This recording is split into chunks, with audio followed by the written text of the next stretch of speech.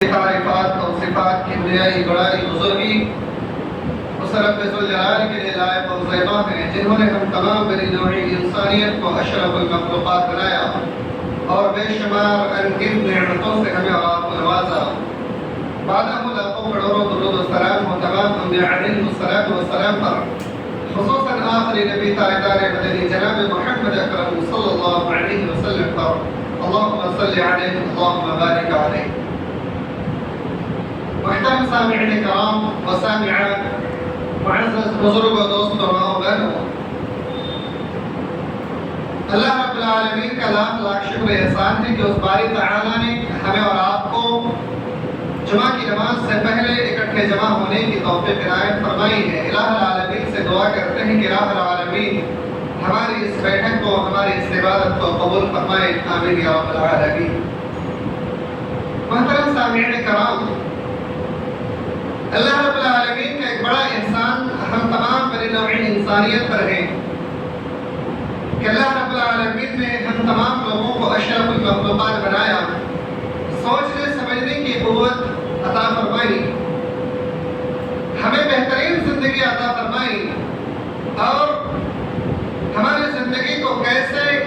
بہتر سے بہتر بنایا جا سکتا ہے اس کے لیے عقل و شعور عطا فرمایا۔ اللہ رب العالمین اپنی تمام تر نعمتوں کو اس دنیا کے اندر نازل فرمایا ہم تمام بنی نوع انسانیت کے لیے۔ یہ اللہ کا سب سے بڑا احسان اور فضل و کرم ہے۔ اس مناسبت سے ایک بڑا مسئلہ ہمارے پاس آتا ہے کہ جس انسان کو یا جس مخلوق کو جتنی زیادہ نعمتیں دی جائے، یقیناً اس سے اتنا ہی زیادہ سوال و جواب ہوگا اور اس کے بارے میں پوچھ بھی ہوگی۔ یہی حال ہم انسانوں کا ہے۔ اللہ رب العالمین نے اس روئے زمین کے اندر جتنی بھی نعمتیں نازل کی ہیں، وہ تمام کی تمام نعمتیں انسانوں کی بہتری کے لیے پیدا فرمائی ہیں۔ اب ظاہر بات ہے جب اتنی ساری نعمتوں سے ہمیں اور آپ کو اللہ نے نوازا تو ہم سے اور آپ سے ہی سب سے زیادہ سوال و جواب کریں گے، نہ کہ کسی اور مخلوق سے۔ اللہ رب العالمین نے ان تمام نعمتوں کو دینے کے بعد ایک چھوٹی سی نعمت، جس نعمت کا نام ہے زندگی، اس زندگی کے بارے میں اللہ رب العالمین نے غور و فکر کرنے کے لیے کہا ہے کہ اپنے زندگی کے بارے میں سوچو، غور و فکر کرو اور آخرت کو یاد کرو کہ کیا یہ واقعی ہمیشہ کی زندگی تمہیں عطا کی گئی ہے یا پھر کچھ پل کے لیے تمہیں یہ زندگی دی گئی ہے۔ اس زندگی کے حالات کو جانو سمجھو اور پھر دوسری زندگی کے بارے میں سوچو کہ وہ زندگی کیسی ہوگی، کیا وہ بھی مختصر ہوگی یا لمبی ہوگی۔ اللہ رب العالمین نے ان تمام تر چیزوں کو قرآن کریم کے اندر ایک ایک کر کے واضح کر کے بیان کیا اور پھر ہمیں اس پر غور و فکر کرنے کے لیے کہا۔ آج کے اس خطبے میں میرا موضوع ہی کچھ ایسا ہے کہ ہم آخرت کے بارے میں فکر کریں۔ اسی حوالے سے موضوع آنا ہے کہ فکر آخرت، یعنی آخرت کے بارے میں ہمیں اور آپ کو فکر کرنی چاہیے۔ کیوں کرنی چاہیے؟ ان چیزوں کو ایک ایک کر کے آپ کے سامنے ہم ظاہر کریں گے اور بیان کریں گے کہ کیوں ہمیں آخرت کی فکر کرنی چاہیے، دنیا کی زندگی کی فکر کیوں نہیں کرنی چاہیے۔ اللہ رب العالمین نے قرآن کریم کے اندر ارشاد فرمایا، بل تؤثرون الحیاۃ الدنیا والآخرۃ خیر وابقیٰ۔ یہ سورۃ الاعلیٰ کی ایک آیت کریمہ ہے۔ اس آیت کریمہ کے اندر دنیاوی زندگی اور آخرت کی زندگی کے بارے میں صاف صاف اللہ نے فرما دیا کہ کیوں دنیاوی زندگی پر آپ کو غور و فکر نہیں کرنی اور آخرت کی زندگی کے بارے میں زیادہ سے زیادہ فکر کرنی ہے۔ اللہ نے فرمایا، بل تؤثرون الحیاۃ الدنیا، کہ تم دنیاوی زندگی کو ترجیح دیتے ہو۔ بل تؤثرون الحیاۃ الدنیا، تم دنیاوی زندگی کو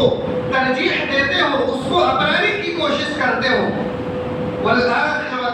خیر و ابقا، بلکہ آخرت کی زندگی تو بہتر ہے دنیا کی زندگی سے، وہ ابقا اور پائیدار ہے، ہمیشہ ہمیشہ رہنے والی زندگی اگر کوئی زندگی ہے تو وہ آخرت کی زندگی ہے۔ گویا کہ یہ دنیا کی زندگی یہ مختصر زندگی ہے، یہ زندگی ہمیشگی والی زندگی نہیں ہے۔ اس کے بارے میں ہمیں غور و فکر کرنے کی ضرورت نہیں ہے کہ ہم اس زندگی کو بہتر سے بہتر کیسے بنائیں، ہمارے لیے معنی نہیں ہے، ہمارے لیے ضروری نہیں ہے۔ اصل جو ضرورت ہے وہ یہ کہ والآخرۃ خیر و ابقا، آخرت کی زندگی بہترین زندگی ہے اور وہ ہمیشہ رہنے والی زندگی ہے۔ اس زندگی کے بارے میں آپ غور و فکر کیجئے کہ وہ زندگی آپ کو کیسے گزارنی ہے، آپ کو سکون و اطمینان کے ساتھ وہ زندگی گزارنی ہے یا پھر عذاب میں مبتلا ہو کر کے وہ زندگی گزارنی ہے، اس زندگی کے بارے میں آپ فکر کیجئے۔ قرآن کریم کے دوسرے مقامات پر اللہ رب العالمین نے دنیاوی زندگی کے بارے میں اور آخرت کی زندگی کے بارے میں بیان فرمایا،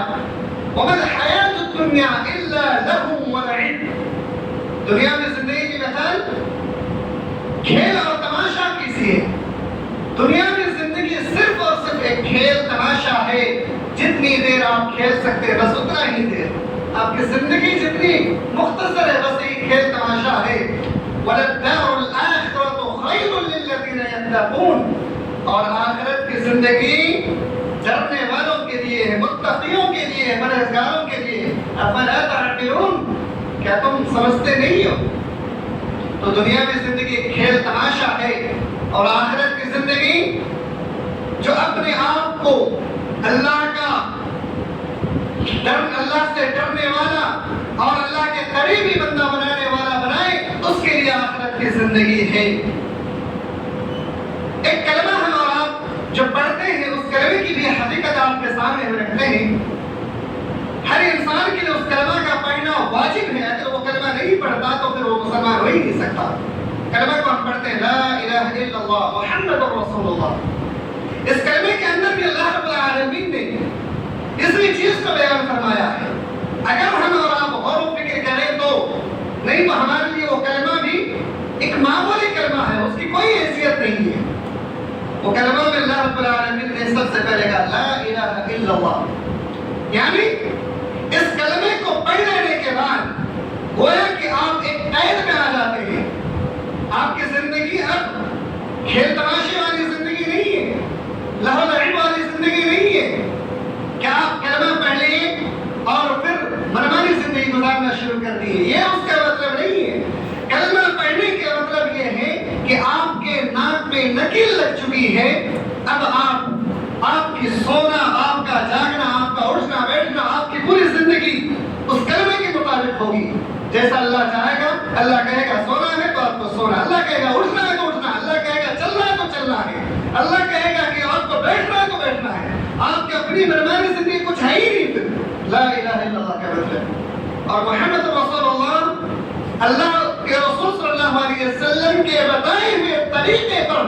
اپنی زندگی کو گزارنے کا نام ہے۔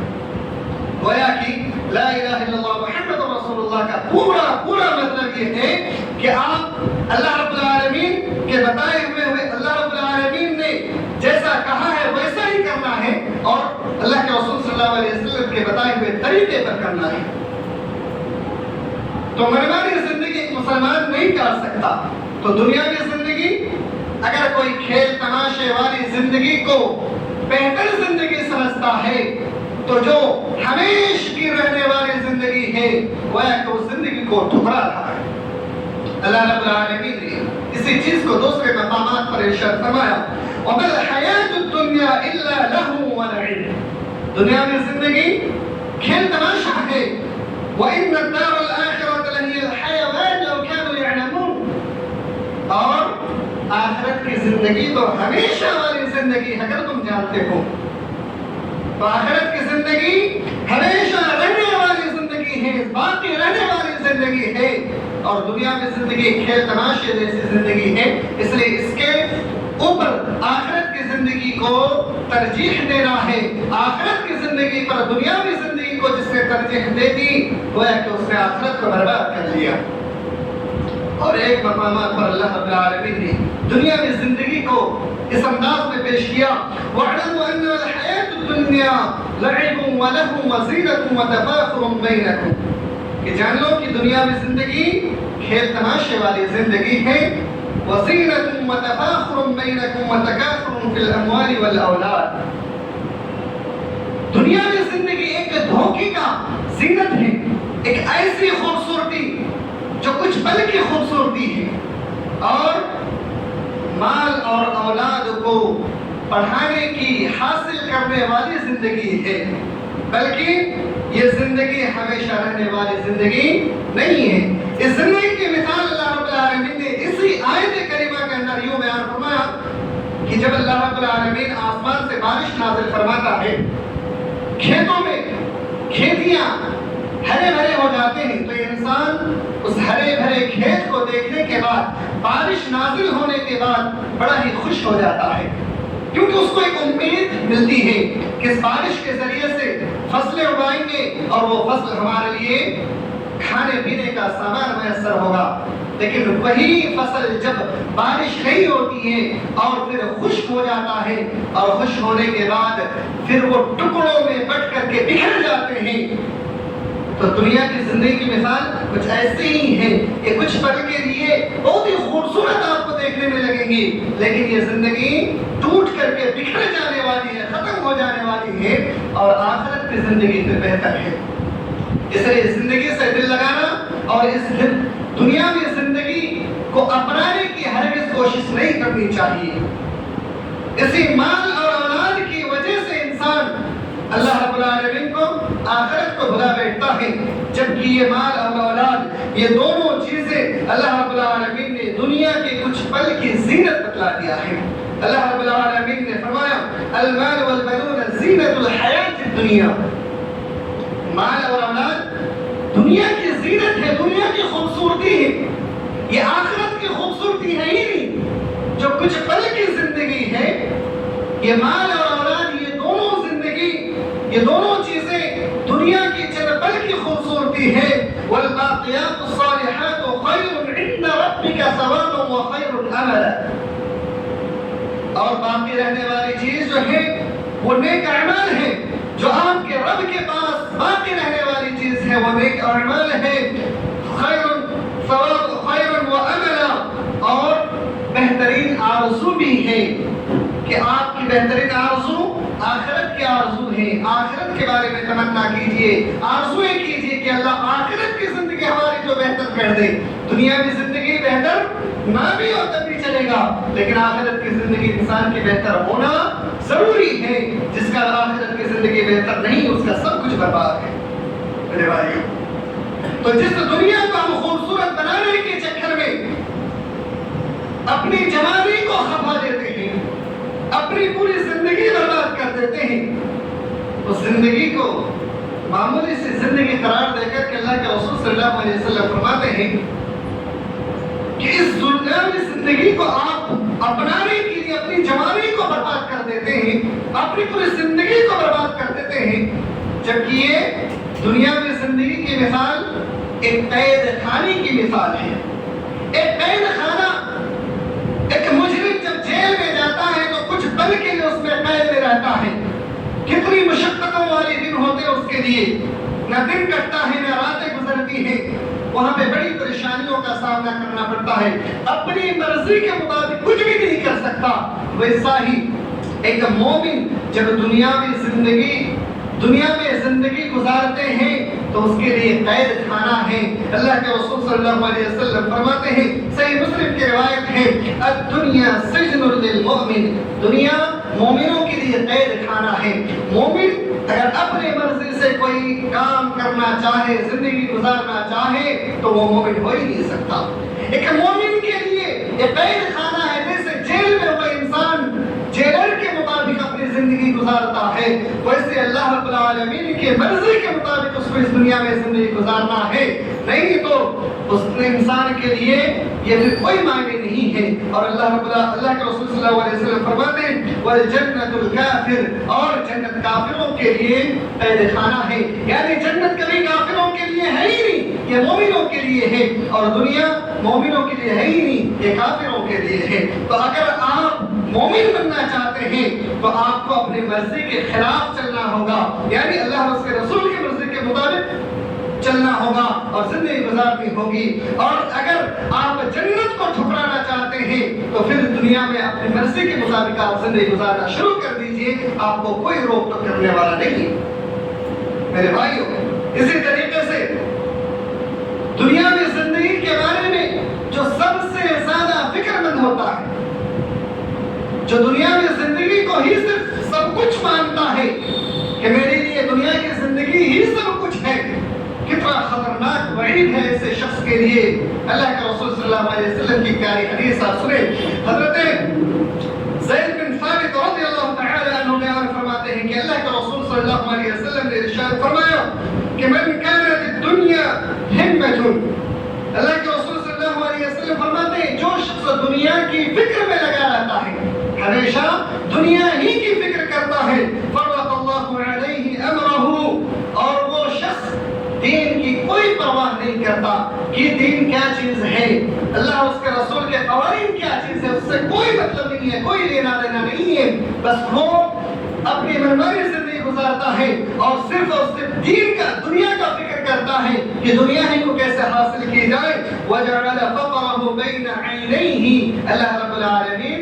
اس کے سامنے مفلسی کو، فقیری کو ہمیشہ مسلط کر کے رکھ دیتا ہے۔ یعنی وہ انسان جتنا کوشش کرتا ہے کہ دنیا کو اپنا لو، مالدار بن جاؤں، کروڑ پتی بن جاؤں، اللہ رب العالمین اتنا زیادہ اس کو مفلس بنا دیتا ہے اور اتنا زیادہ فقیری میں مبتلا کر دیتا ہے۔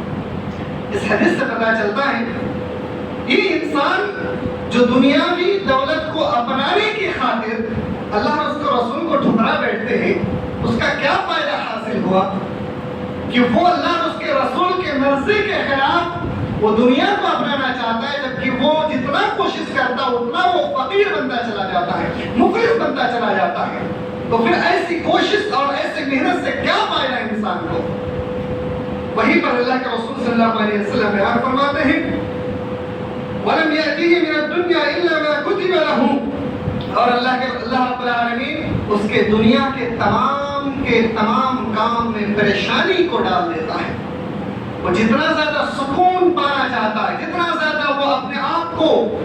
سکون و اطمینان کے ساتھ گزارنا چاہتا ہے، اتنا زیادہ وہ پریشانی میں مبتلا ہوتا چلا جاتا ہے۔ کتنی بڑی اس کے لیے وعید ہے اور کتنی بڑی بدبختی ہے۔ اور وہیں پر ایک انسان جب آخرت کا فکر کرنا شروع کر دیتا ہے، اللہ اس کے رسول کے مرضی کے مطابق زندگی گزارنا شروع کر دیتا ہے، تو اللہ کے رسول صلی اللہ علیہ وسلم بیان فرماتے ہیں وَجَعَلَ غِنَاهُ فِي قَلْبِهِ، اللہ رب العالمین اس کے دل کو دنیا سے بے نیاز کر دیتا ہے، دنیا کی چاہت اس کے دل سے ختم کر دیتا ہے۔ وَأَتَتْهُ الدُّنْيَا هِيَ رَاغِمَةٌ، اور دنیا اس کے پاس کھینچی چلی آتی ہے، بغیر مانگے دنیا اس کے پاس اپنے آپ اللہ کے مرضی کے مطابق اپنے آپ چلی آتی ہے۔ تو اللہ اس کے رسول کے مطابق اگر زندگی گزاریں گے تو دنیا بھی ملے گی اور آخرت بھی ملیں گی، اور اللہ اور اس کے رسول کے مرضی کے خلاف اگر ہم زندگی گزارنا چاہیں گے تو ہماری دنیا بھی برباد ہو جائے گی اور آخرت بھی برباد ہو جائے گی۔ اس لیے میرے بھائیوں، ہمیشہ اللہ اور اس کے رسول کے مرضی کے مطابق ہی زندگی گزارنے کی کوشش کیجیے۔ اس میں بڑی پریشانیاں آئیں گی، بڑی تکلیفوں کا سامنا کرنا پڑے گا، کبھی دولت نہیں ہے تو کبھی مال نہیں ہے، کبھی اولاد نہیں ہے، ہر طرح کی پریشانیوں کا سامنا کرنا پڑے گا، لیکن گھبرانے کی ضرورت نہیں ہے۔ ممکن ہے کہ اللہ رب العالمین آپ کو اسی کے ذریعے آزماتا ہو، کیونکہ اللہ رب العالمین قرآن کریم کے کئی مقامات پر ان چیزوں کو بیان فرمایا کہ میں اپنے نیک بندوں کو کبھی مال دے کر کے آزماتا ہوں تو کبھی مال لے کر کے آزماتا ہوں۔ وَلَنَبْلُوَنَّكُمْ بِشَيْءٍ مِّنَ الْخَوْفِ وَالْجُوعِ وَنَقْصٍ مِّنَ الْأَمْوَالِ، اللہ رب العالمین اپنے نیک بندوں کو آزماتا ہے، اپنے برے اور گنہگار بندوں کو نہیں آزماتا ہے۔ برے بندوں کے لیے تو اللہ رب العالمین نے اس کا ٹھکانہ، اس کا مقدر ہی جہنم بنا دیا ہے۔ جو اللہ اس کے رسول کے برخلاف چلے اس کا مقدر ہی جہنم ہے، لیکن جو اپنی اصلاح کرنے کی کوشش کرے، جو توبہ و استغفار کرنے کی کوشش کرے، جو اللہ اور اس کے رسول کے مرضی کے مطابق زندگی گزارنا چاہے اللہ رب العالمین ایسے ہی بندوں کو آزماتا ہے، کبھی مال دے کر کے تو کبھی مال لے کر کے، کبھی اولاد دے کر کے کبھی اولاد لے کر کے، کبھی بھوکا پیٹ رکھ کر کے اللہ رب العالمین آزماتا ہے۔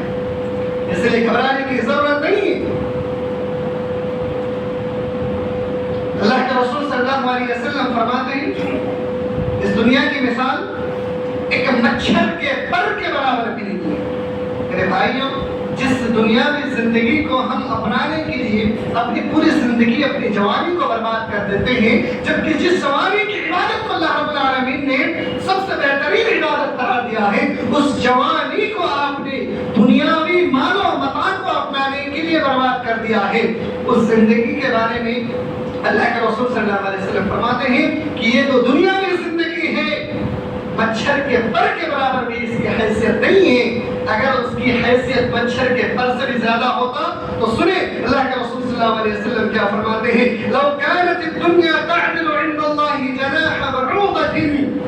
اللہ کے رسول صلی اللہ علیہ وسلم فرماتے ہیں اگر دنیا کی حیثیت اللہ رب العالمین کے نزدیک مچھر کے پر کے برابر بھی ہوتا تو پھر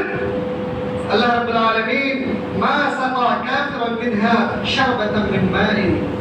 کسی کافر کو اللہ رب العالمین ایک گھٹ پانی تک نصیب نہیں فرماتا۔ یعنی جو انسان اللہ کے نافرمان بنتا ہے، جو بھی انسان اللہ کی نافرمانی کرتا ہے، اپنی منمانی زندگی گزارتا ہے، اس انسان کو ایک گھٹ پانی تک اللہ رب العالمین نصیب نہیں فرماتا اگر مچھر کے پر کے برابر بھی اس دنیا کی حیثیت ہو جاتی۔ ذرا سوچ سکتے ہیں میرے بھائیوں اس دنیا کی زندگی کی کتنی حیثیت ہے، اور اسی دنیا میں زندگی کو اپنانے کے لیے اپنے جوانی کو برباد کیا، اپنی زندگی کو برباد کر دیا، اور پھر ہم لا الہ الا اللہ زبان سے کہہ رہے ہیں لیکن ہمارا اعمال جو ہے بتلا رہا ہے کہ ہم دنیا میں زندگی کو اپناتے ہیں لیکن زبان سے صرف کہتے ہیں کہ ہم نے لا الہ الا اللہ پڑھا ہے۔ تو کیا اللہ رب العالمین ہمیں آخرت کی بہترین زندگی نصیب فرمائے گا؟ کبھی نہیں نصیب فرمائے گا۔ اسی طریقے سے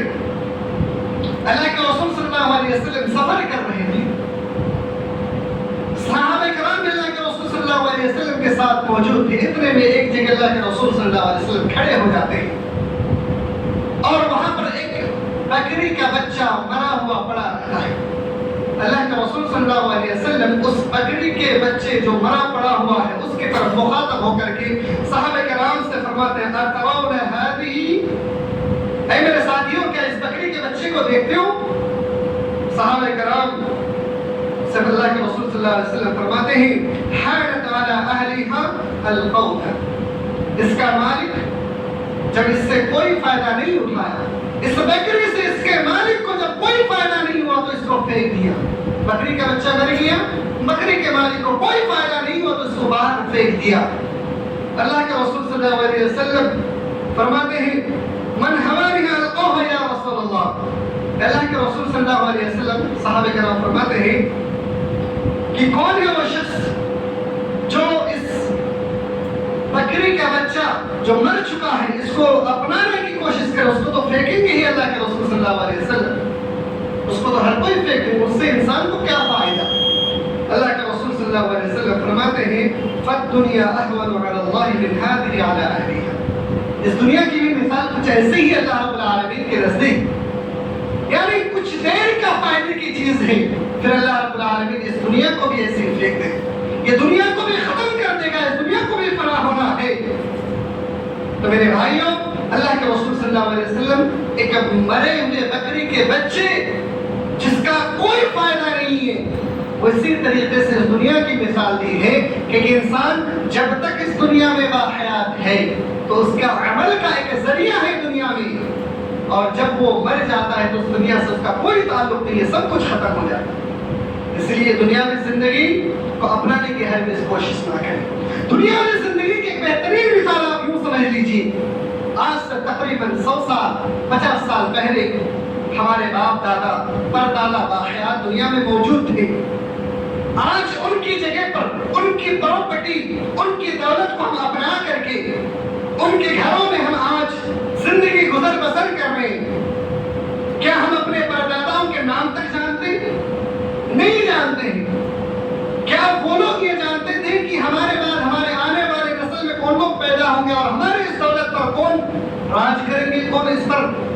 जिंदगी गुजर बसर करेंगे, वो भी नहीं जानते थे। हमारे दादा परदादाओं को हम भुला बैठे हैं, क्योंकि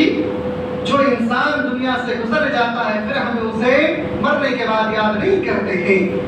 इसी तरीके से जब एक इंसान दुनिया से गुजर जाता है तो फिर उसका